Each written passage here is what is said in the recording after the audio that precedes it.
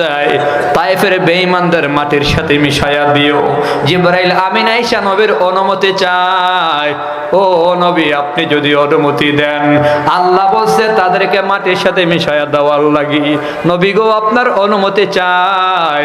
আপনার আমার নবী কয়, জিবরাইল আমি হলাম দাইয়ান ইলাল্লাহ, আল্লাহর পথে মানুষকে দাওয়াত দেওয়ার জন্য আসছি। আমি নবী পাল্টা আক্রমণ করার জন্য আসি নাই। আমি নবী আল্লাহর দরবার থেকে আল্লাহ আমার পাঠায় নাই, আল্লাহ পাঠাইছে মানুষগুলাকে দাওয়াত দেওয়ার জন্য। আমি দাইয়ান ইলাল্লাহ, আল্লাহর পথে মানুষকে ডাকি। অতএব জিবরাইল এদেরকে যদি ধ্বংস করে দেওয়া হয়, আমি নবী দাওয়াত নিয়ে কার কাছে যামু, কারে আমি দাওয়াত দেবো? আমি নবী এদের ধ্বংসের দোয়া করতে পারি না। আয় আল্লাহ আমার নানা বাড়ির মানুষগুলারে মাফ করিয়া দিও, আল্লাহ তাদেরকে হেদায়েত দিয়া দিও। আখলাকে আজিমা ওয়ালা নবীরে যখন মারতো, নবী পাল্টা দোয়া করত। আখলাকে আজিমা ওয়ালা নবীরে যখন গালি দিত, নবী পাল্টা দোয়া করত। কেউ যদি নবীর সাথে খারাপ ব্যবহার করেছে, আমার নবী আখলাকে আজিমা ওয়ালা নবী সর্বোত্তম ব্যবহার করেছে রে মিয়া। খবর নিয়া দেখো, আমার নবী সাহাবা ইকরামদের সাথে নিয়া একটা জানাজার নামাজ পড়ায় রওনা করেছে। বাড়ির দিকে যায়, সাথে আবু বকর, ওমর, উসমান, আলী রিদওয়ানুল্লাহি তাআলা আলাইহিম আজমাইন সাথে।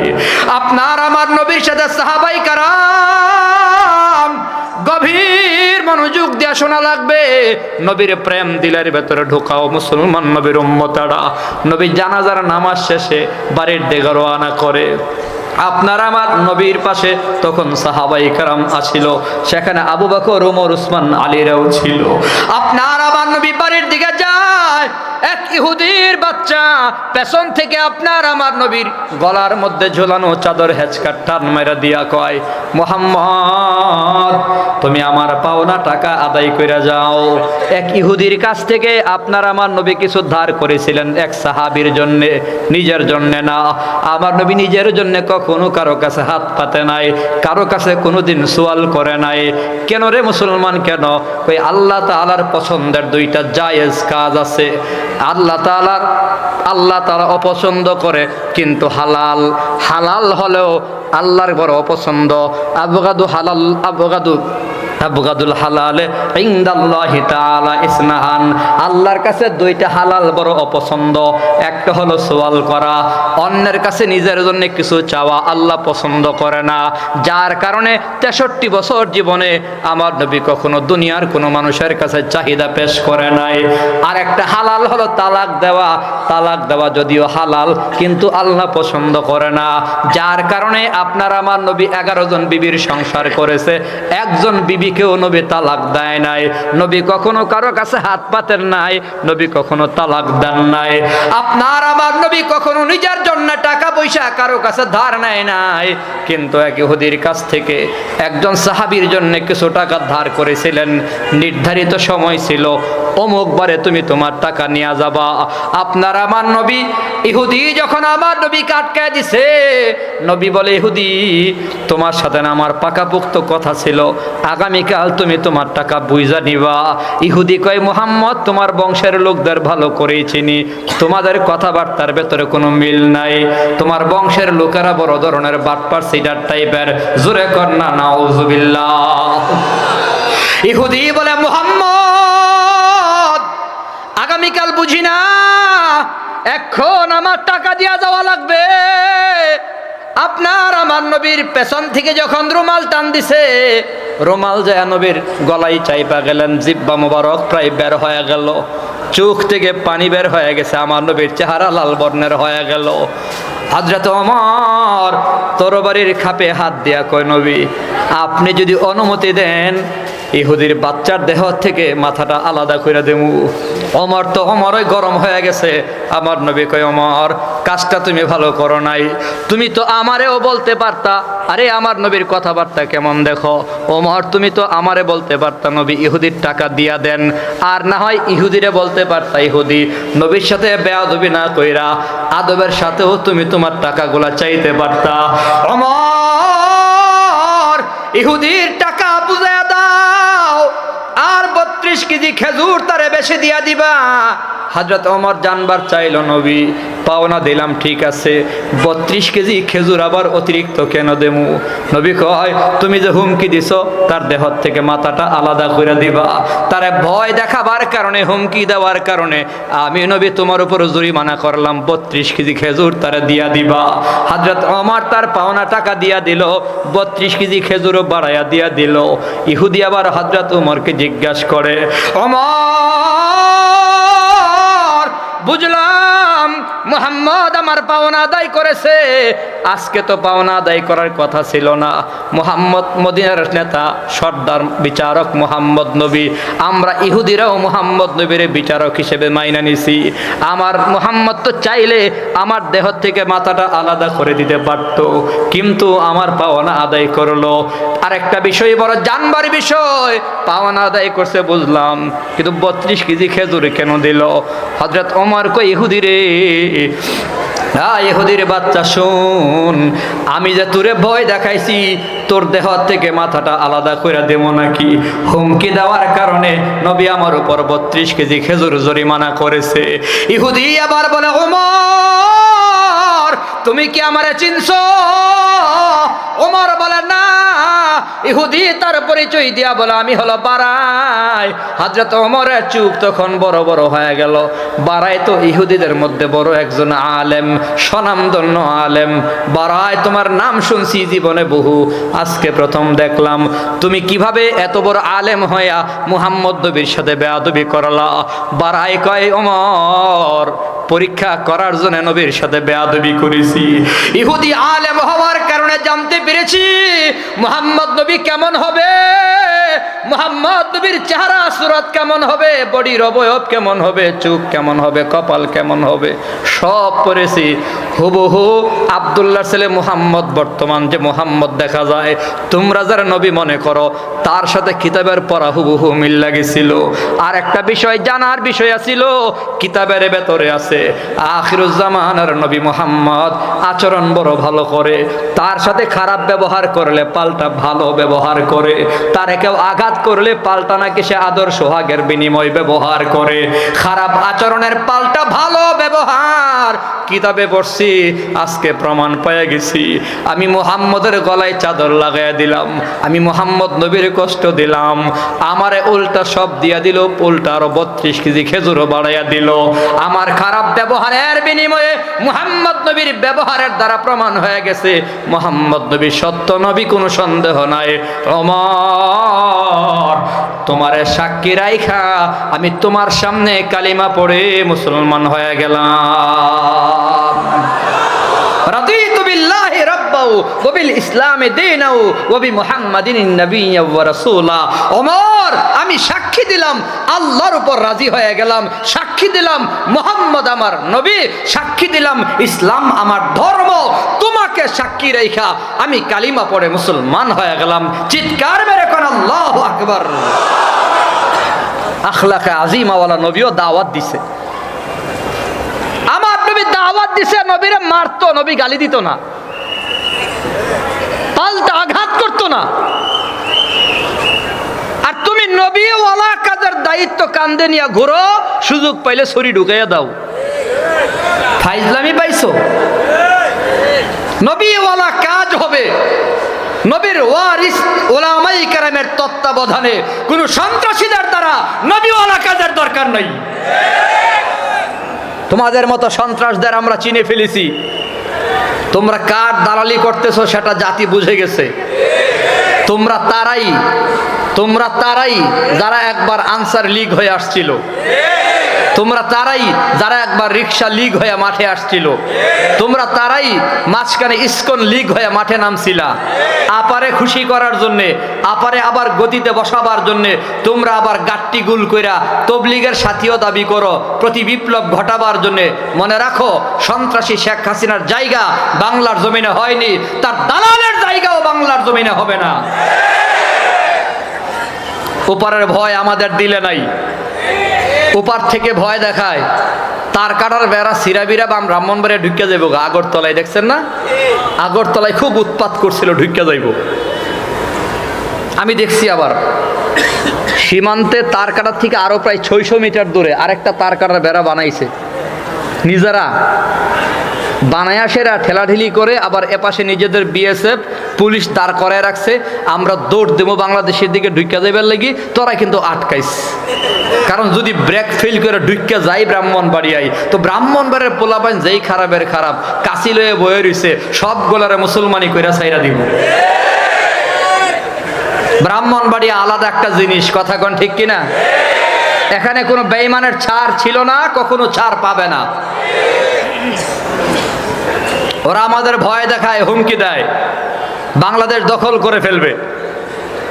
আমরা শান্তি চাই, পরিষ্কার ভাষায় ভারত প্রতিবেশী দেশ হিসেবে আমরা শান্তি চাই, মোহাব্বত চাই, ভালোবাসা চাই, বুকের সাথে বুক লাগাইয়া চলতে চাই, প্রতিবেশী সাথী বন্ধু হয়ে চলতে চাই। কিন্তু তারা যদি আমাদের গোলাম বানাবার চেষ্টা করে, তাদেরকে প্রভু হিসেবে মেনে নেওয়ার মতো সিদ্ধান্ত আমাদের নাই। বরং আমাদের উপর যদি প্রভুত্ব দেখাতে চাই, ভারত দখলের সিদ্ধান্ত আমাদের আছে। আমরা মানুষ কম হইলেও কইলজা বড়, কারণ আমাদের কোনো বিমান কামানের দরকার নাই, আমাদের ইমানের দরকার। কথা কন ঠিক কিনা? আরে বদর যুদ্ধে আমি একটা হিসাব করেছি, আপনারা দেখেন মিলে কিনা। বদর যুদ্ধে 313 জনের বিপরীত ছিল 1000 কাফের, অর্থাৎ কাফেরদের সংখ্যা 1000, মুসলমানের সংখ্যা 313। জবাব দেন, মুসলমানের সংখ্যা কত? কাফেরদের সংখ্যা কত? 313 দিয়ে যদি 1000কে ভাগ করা হয়, তো একজন মুসলমানের উল্টা হয় 3 জন কাফের। মুসলমান একজন, কাফের কয়জন? এই হিসাব 1500 বছর আগের বদর যুদ্ধের হিসাব। কত বছর আগের? 1500 বছর আগের। বলেন কত বছর? বলেন 1500 বছর আগের হিসাব হলো একজন মুসলমান 3 জন কাফেরকে দৌড়ানি দিছে, কাফেররা প্রস্রাব পায়খানা একাকার করে পালাইছে। 1500 বছর পরের একটা হিসাব আমি করেছি। ভারত এবং বাংলাদেশ মিলিয়ে নরেন্দ্র মোদীর গোলাম হলো 120 কোটি। কত কোটি? মুখস্থ করেন। ভারত বাংলাদেশ মিলিয়ে কত? তাদের সংখ্যা কত? 120। বলেন না কত? 120 কোটি। আর ভারত বাংলাদেশ মিলিয়ে মুসলমানের সংখ্যা হলো 36 কোটি। অর্থাৎ বাংলাদেশে মুসলমান 16 কোটি, ভারতে আছে 20 কোটি। 20 আর 16 36। কত? 36 কোটি দিয়া 120-এর আমি ভাগ করে দেখছি, একজনের উল্টা 3 জন। আল্লাহু আকবার বলেন না। একজনের উল্টা কয়জন? একজনের উল্টা কয়জন? যদি তারা যুদ্ধ করতে চায়, তো আমাদের একজন মাত্র 3টারও দৌড়াইতে হইব। আমাদের নবীর সাহাবায়ে কেরাম যেহেতু পারছে, আমরাও পারবো। কথা কোন ঠিক কিনা? নবীর সাহাবায়ে কেরাম যেহেতু পারছে, আমরাও। আমাদের কোনো ভয়? আমাদের সাথে আছে কে? আল্লাহ কবুল করেন, সবাই বলি আমিন। খারাপ লাগতেছে আপনাদের কাছে? একটা খবর, তাজা খবর এলো, ভালো করে মনে রাখেন। মুমিন বান্দার কোনো ভয় নাই।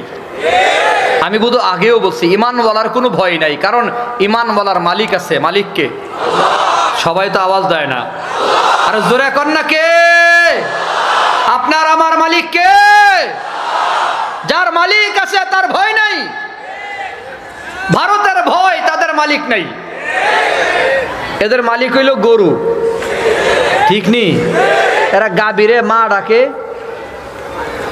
আমি আবার হিসাব করে দেখলাম কোন কোন জায়গায় গাভীরে প্রভুও ডাকে।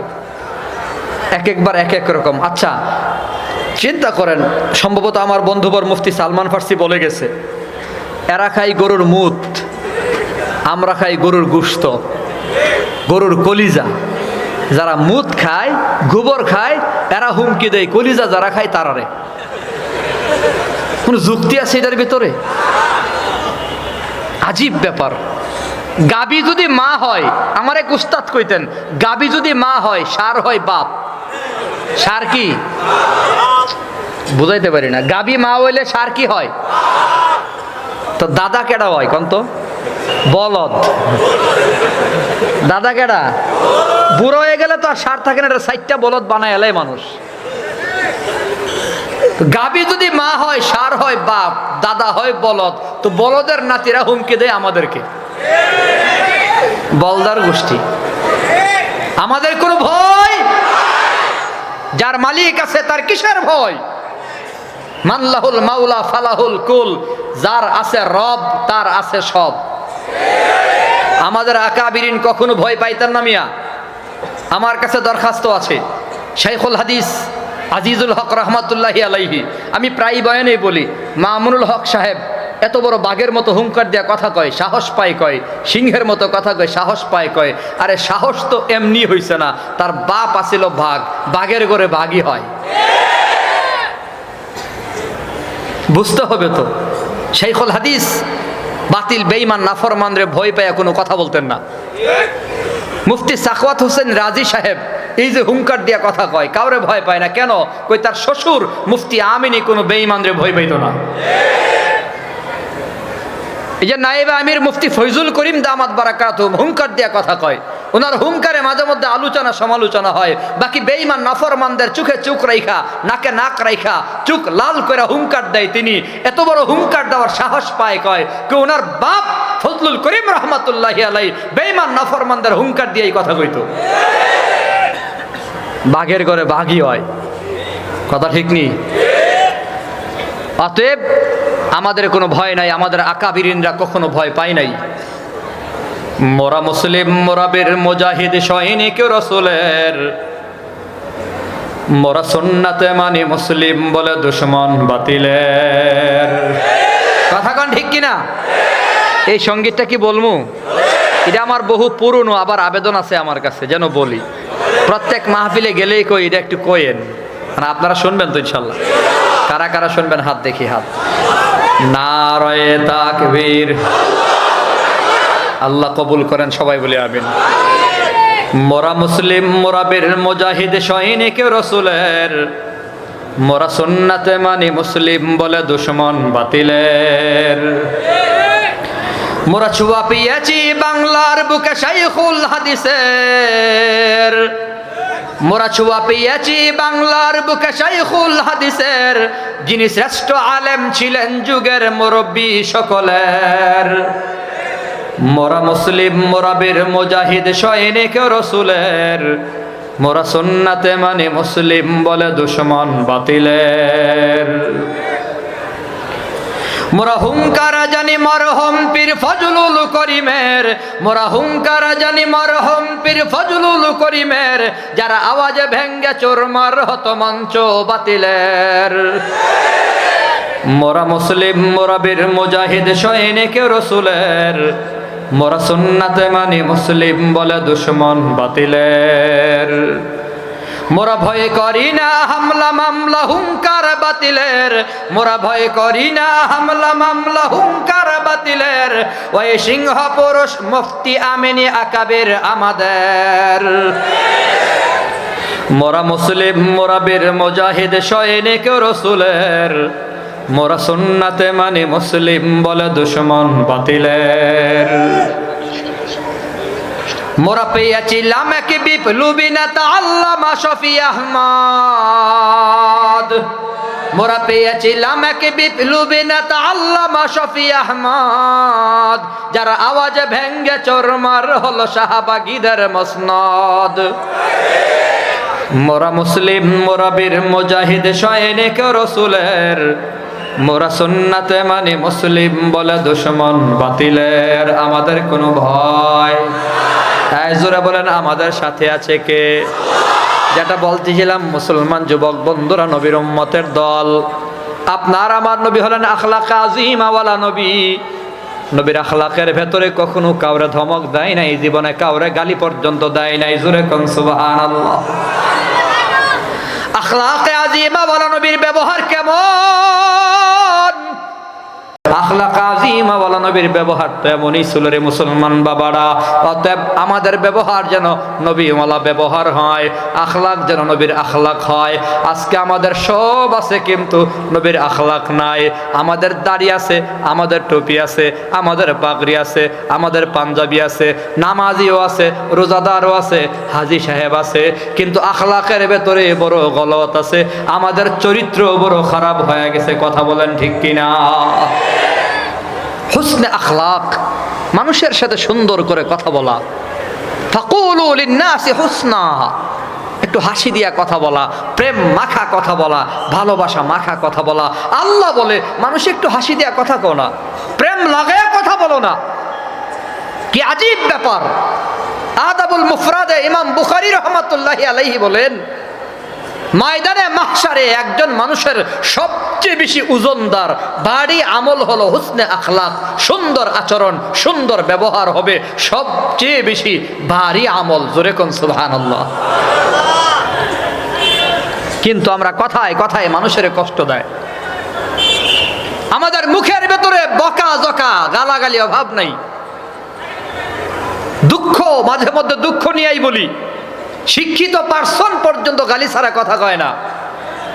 এর বাস্তব প্রমাণ হলো বিসিএস ক্যাডার হয়েও এসপি ডিসি হইয়া, বিশেষ করে পুলিশের ডিপার্টমেন্টে পুলিশ ভাইয়েরা যারা আছেন রাগ করবেন না, আমি নিজে ভুক্তভোগী, আমি দেখছি পুলিশের মুখে এত পচা বকা গালি, এত বকাবকি তারা করে, এত গালাগালি করে, এত নাপাক ভাষায় একজন আরেকজনের গালাগালি করে যে বেশ্যা মহিলাদের জবানেও এত নাপাক গালি নাই।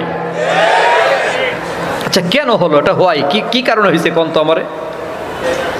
এত পড়াশোনা করলো, বিসিএস ক্যাডার হলো, উচ্চ শিক্ষিত হয়েও জবান সুন্দর না, জবানের ভেতরে নাপাকি গালাগালি বকাঝকা হওয়ার কারণ কি? কই আখলাকে আজিমাওয়ালা, নবীর চরিত্র, নবীর জীবনী যদি পড়ানো হতো, তাদের পড়াশোনার ভেতরে, তাদের সিলেবাসের ভেতরে মহানবীর আদর্শ, মহানবীর আখলাক, মহানবীর চরিত্র যদি থাকতো, তাহলে বিশেষ ক্যাডার হওয়ার পরে তাদের জবানে গালি থাকতো না। পড়াশোনা করার পরে শিক্ষিত কোনো পুলিশ অফিসার গালি দিয়ে কথা বলতে পারতো না।